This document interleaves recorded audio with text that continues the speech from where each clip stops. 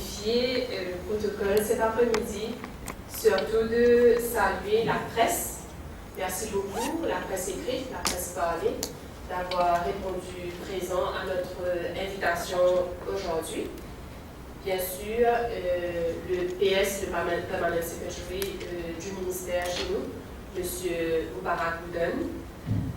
Je vais dire tous mes collaborateurs au niveau du ministère, indistinctement.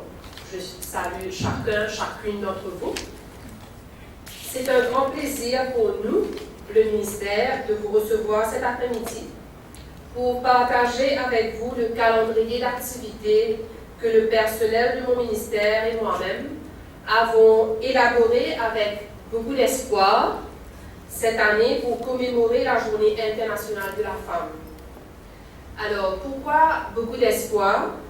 C'est parce que nous avons l'espoir que les choses vont changer, réellement changer, que l'égalité homme-femme va devenir une réalité, que nous atteindrons très vite cette société 50-50 tant désirée, et qui est le but fixé par les Nations Unies d'ici 2030. Le thème mondial cette année, vous le savez sûrement, puisqu'on en parle beaucoup, c'est, je cite, la parité en 2030, avancer plus vite vers l'égalité des sexes. Je dois dire que nous sommes un peu en avance à Maurice, puisque, les amis de la presse, vous vous rappelez que l'année dernière, pour marquer le 8 mars, on avait choisi comme thème, déjà en 2015, on avait choisi comme thème « Égalité hommes-femmes, nul objectif ». Donc nous poursuivons cette année encore notre campagne sur le défi de la parité et nous voulons et nous irons plus loin. Les visuels que vous voyez à l'écran vont être sur les panneaux d'autobus et les billboards à travers l'île. Égalité hommes-femmes, nul objectif. Je crois que c'est un thème très fort et qui interpelle tous les citoyens de l'île Maurice. Et il faudrait que cet objectif soit l'objectif de tous les Mauriciens. Qui les hommes, qui les femmes, égalité hommes-femmes, nul objectif. Cette année, nous avons adopté le thème suivant. Le thème est Championing Goal 5 of SDGs. Achieve Gender Equality and Empower Women and Girls. Donc tout le monde sait les SDGs, Sustainable Development Goals, et cet objectif 5, adopté parmi les 17 objectifs pour le développement durable l'année dernière par les Nations Unies, concerne directement le mandat de mon ministère. Je vais attendre parce qu'on a pris tellement de temps pour le faire. C'est surtout pour valoriser le travail de ceux qui l'ont fait. Donc, voilà ce que je vous disais. Je reviens à l'objectif 5, adopté parmi les 17 objectifs pour le développement durable l'année dernière par les Nations Unies, concerne directement le mandat de mon ministère, c'est-à-dire parvenir à l'égalité des sexes et autonomiser toutes les femmes et les filles.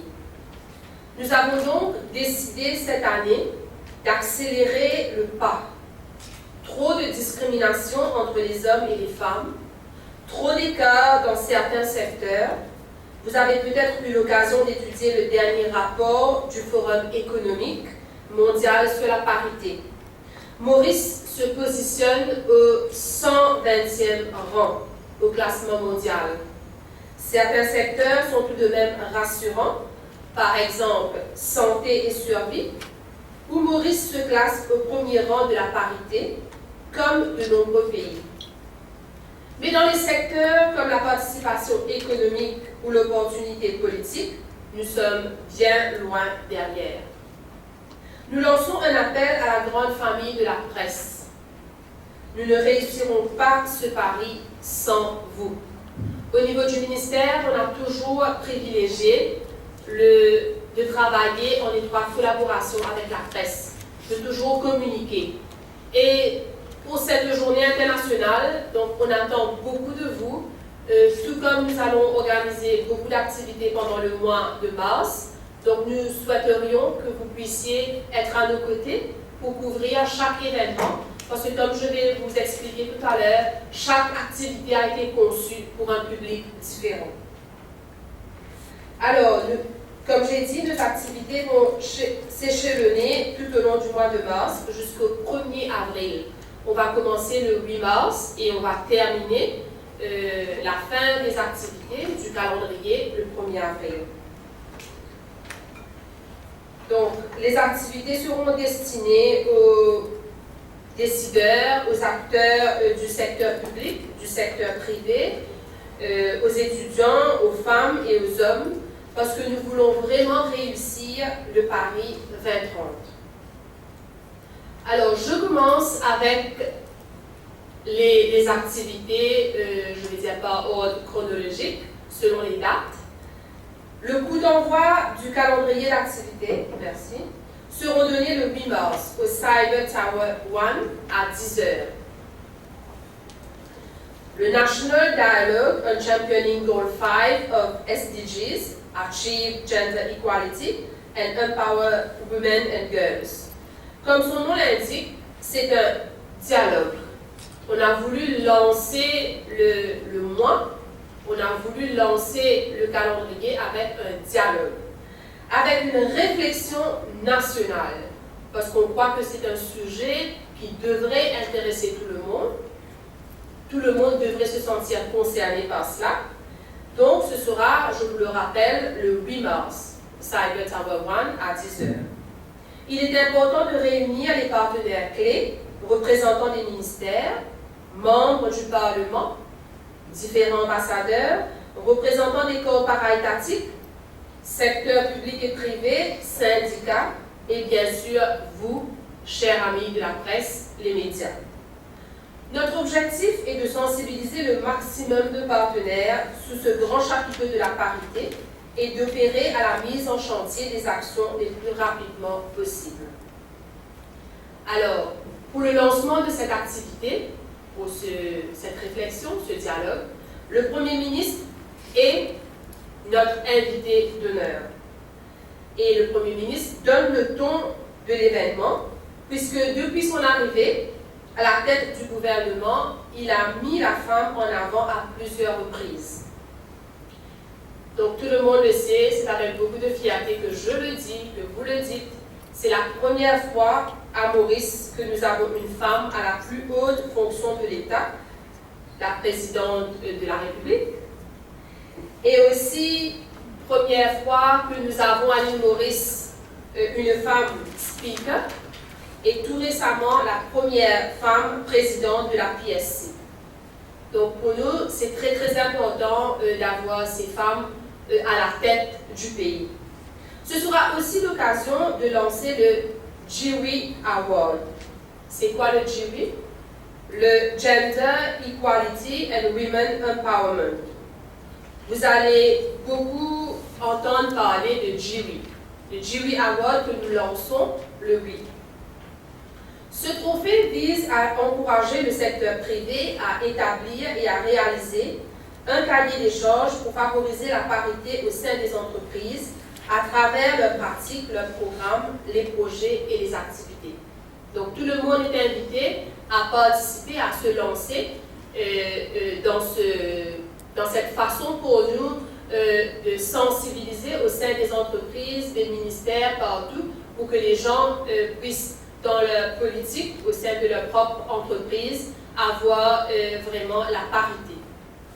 Dans l'après-midi, le 8 mars, donc je vous ai parlé qu'est-ce qu'on va faire le matin. Là, c'est l'après-midi, le 8 mars. Nous avons voulu rendre un hommage particulier aux femmes qui sont dans la détresse, dans la souffrance. Nous allons leur rendre visite et partager un moment de leur vie. Donc, vous aurez les détails dans votre invitation ultérieurement. Donc, on a choisi des femmes à travers l'île qui vivent dans des conditions difficiles. C'est notre façon à nous, à moi, de venir, d'être solidaire avec elles et surtout de leur donner un peu de notre temps, de mon temps. Et le lendemain, le 9 mars, un événement très important pour mon ministère, la signature d'un protocole d'accord entre le Gender Unit et le National Women Council à la municipalité de Port-Louis à 10h30. Donc le 9 mars à 10h30 à la municipalité de Port-Louis. Ce protocole d'accord émet les paramètres bien définis entre le Gender Unit, qui est l'entité responsable d'élaboration des politiques, et le Conseil national des femmes, ce qu'on appelle le National Women Council, qui est l'organe d'exécution des programmes d'autonomisation de la femme. Cette définition claire des tâches va permettre de bien comprendre les rôles, les apports de tout un chacun et d'accélérer nos efforts vers la parité homme-femme. Donc, le 8, le 9, on est arrivé au 10. Le jeudi 10. Le 10 mars, il y aura le Networking for Jury. Nous avons prévu une séance de réseautage parmi les organismes défenseurs de la parité à l'IFM, l'Institut français de Maurice. Ce sera dans l'après-midi, donc 6h l'après-midi, 18h à 20h. Nous voudrions élargir le réseau du ministère et élargir notre champ d'intervention pour le GIU. C'est un exercice de partage pour nous permettre d'explorer d'autres avenues pour nos interventions futures.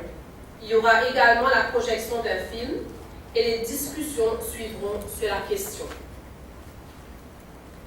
Et après le jeudi 10 mars, la grande célébration de la Journée de la femme, le dimanche 13 mars au Trianon Convention Center à partir de 10h. Alors, vous vous rappelez, je vous ai dit que tout le mois de mars est consacré à la célébration de la femme. Nous sommes sortis du 10 pour arriver au 13. Je crois que vous pouvez déjà penser que le 11, le 12, nous fêtons la fête nationale.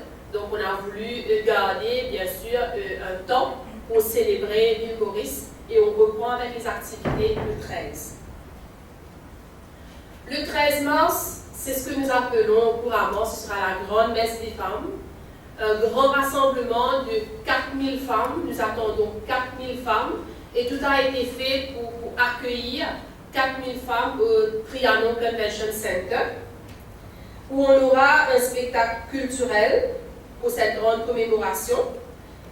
Et aussi, il y aura bien sûr les discours et il y aura aussi, comme je vous ai dit, ce networking, veut dire les femmes vont se rencontrer entre elles.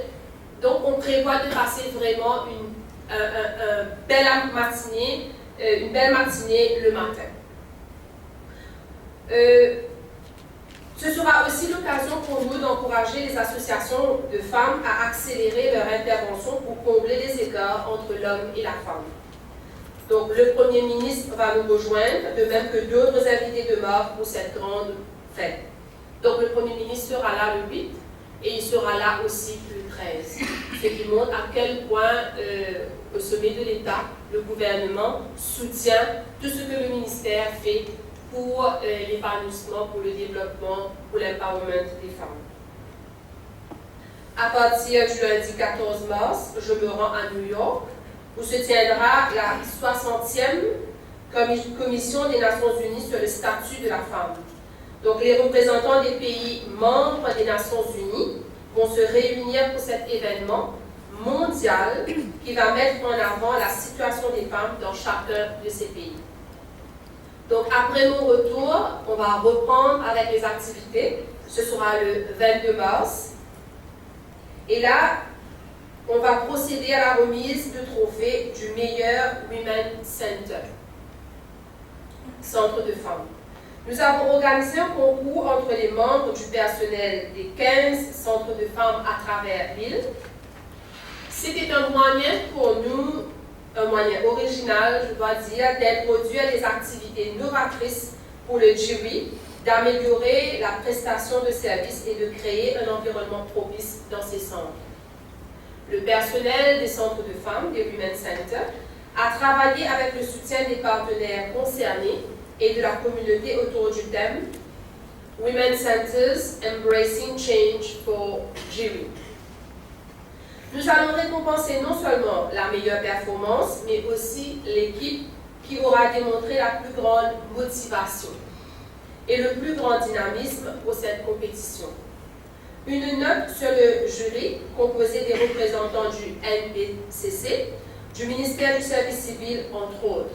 Et on a beaucoup d'autres personnes que vous allez voir ce jour-là. Nous ne connaissons pas encore le gagnant, bien sûr, et la cérémonie se déroulera dans le centre qui va remporter le trophée. Donc, nous vous communiquerons le lieu aussitôt que le jury aura pris sa décision. Le mercredi 23 mars, à 9h30, une table ronde à l'hôtel Maritime. La particularité de cette table ronde, c'est qu'elle réunira des hommes pour une meilleure compréhension des valeurs de la parité. Donc, dans la célébration de la femme, on a voulu aussi avoir la participation des hommes. Je crois que c'est très important dans le combat que nous menons. C'est très important que les hommes se sentent concernés et que les hommes, eux aussi, ils soient à nos côtés. Et comme je vous disais, donc, nous voudrions que l'homme devienne le défenseur de la parité, pour que l'homme devienne un partenaire stratégique de l'égalité homme-femme. L'homme doit faire de la place à la femme. Nous allons aussi explorer la possibilité de mettre en place un groupe de plaidoyer pour une collaboration soutenue sur le jury. Ce sera aussi l'occasion d'adopter une feuille de route pour l'année 2016. Et le jeudi 24 mars, au Trianon Convention Center, à partir de 9h le matin. Nous introduisons ce qu'on appelle the Commission on Status of Women Model for Jury.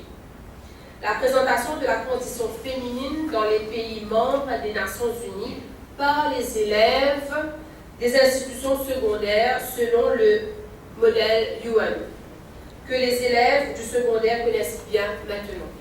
Cette fois, nous voulons sensibiliser les jeunes, et quand on dit jeunes, c'est filles et garçons les deux, sur les défis de la parité. L'avenir de la parité est entre les mains des jeunes. Et cet exercice se veut être un moyen de les impliquer de plein fouet en faisant un constat de la situation pour une meilleure prise de conscience.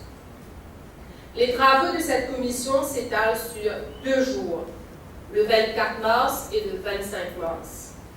Les meilleurs délégués seront récompensés, de même que la meilleure équipe, par des cash prizes, des prix des cash prizes. Un jury a été constitué pour évaluer les équipes et la performance des participants. On souhaiterait que cet événement devienne un événement annuel. Et la prochaine activité est destinée au grand public. Un spectacle à Bagatelle Mall, le samedi 26 mars de 14h à 15h. Bien entendu, un spectacle sur l'égalité des genres et l'autonomisation de la femme. Au programme, causerie engagée, de même que des chansons sur la femme. Le public est encouragé à participer à travers des interactions sur le thème de la parité. Il y aura aussi un concours culinaire national coïncidant avec le World Home Economics Day, qui sera organisé par le National Women Entrepreneur Council le 30 mars à partir de 13h. L'objectif de cette activité est de promouvoir la cuisine créative et saine, ainsi que les modes de vie sains et la coopération entre les membres de la famille. Il permettra également de renforcer les liens familiaux et le partage des tâches ménagères entre les membres de la famille, quel que soit leur sexe. Les concours régionaux se tiendront tout au long du mois de mars, entre le 15 et le 25 mars, dans 4 localités différentes pour culminer le 30 mars, comme je vous ai dit précédemment. Les détails des concours régionaux sont inclus dans votre exemplaire du calendrier des activités. Et notre dernier événement, donc on va clôturer, si je peux m'exprimer ainsi, on va clôturer en beauté, ce sera le 1er avril. Lancement d'un hub pour les femmes entrepreneurs, destiné aux femmes entrepreneurs pour mieux faire connaître les services et les facilités qu'offre le National Women Entrepreneur Council. Et la particularité de cet événement, c'est qu'il est entièrement organisé par des femmes avec un défilé de mode. C'est pour ça que j'ai dit on va terminer en beauté. Des activités de démonstration, tout est 100% femmes pour clore la célébration. Donc voilà pour le programme bien étoffé marquant la Journée mondiale de la femme. Et nous espérons que ces activités vont déclencher des changements de mentalité. Je sais que c'est très très dur, c'est très difficile de changer les mentalités, c'est beaucoup plus facile de faire passer des lois que de changer de mentalité, mais nous y croyons et nous travaillons pour. Donc, changer le regard pour donner de meilleures chances aux femmes. Alors, j'ai été très long parce que c'est 1 mois. Ceci dit, j'ai fini avec la conférence de presse, mais bien sûr, si vous avez des questions, des détails que vous voulez demander, autres que je n'ai pas mentionnés, voilà, je vous écoute. Merci beaucoup pour votre attention.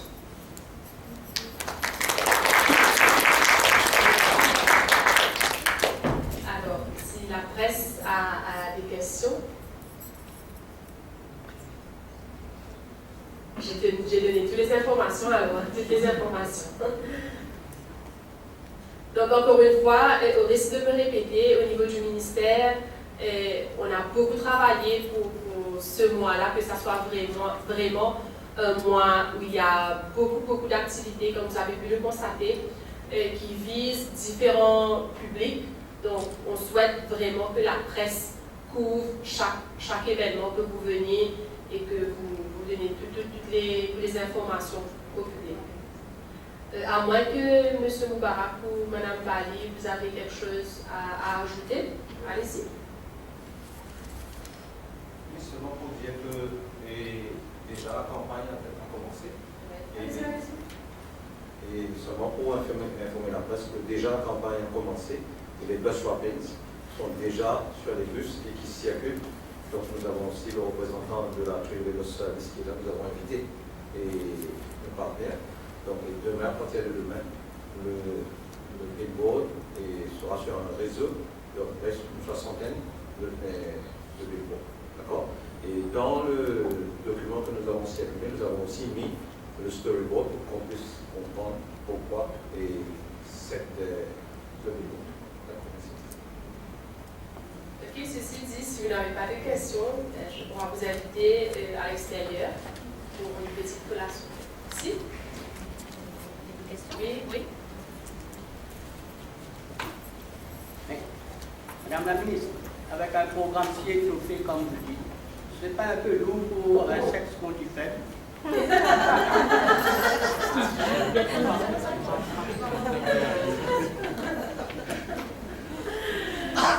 Merci beaucoup. Mais le dit oui est très intéressant. Très intéressant. Mais dit oui parce que dorénavant, les femmes ne vont pas dire non. Dis oui. Dis oui. Merci beaucoup. Quels sont un peu les sujets que vous voudriez qu'on aborde? Est-ce qu'on va parler de la violence domestique? Est-ce que ça va être un sujet qui va être abordé dans tous ces programmes? Alors, comme vous savez, nous avons le IDAVO, la journée qui commémore, n'est-ce pas, Mme Benjen, les victimes de violences domestiques. Ensuite, on a une autre journée pour célébrer la femme. Et malheureusement, on ne peut pas effacer, faire comme si ça n'existe pas. La violence domestique, quand on célèbre la femme, pour beaucoup de femmes, pour trop de femmes, c'est une réalité de la femme. Donc, surtout avec les nouvelles mesures que nous avons annoncées, avec les nouvelles mesures que nous apportons pour amender le PDVA Act, je crois qu'on ne pourra pas ne pas parler du tout de la violence domestique. On va en parler aussi.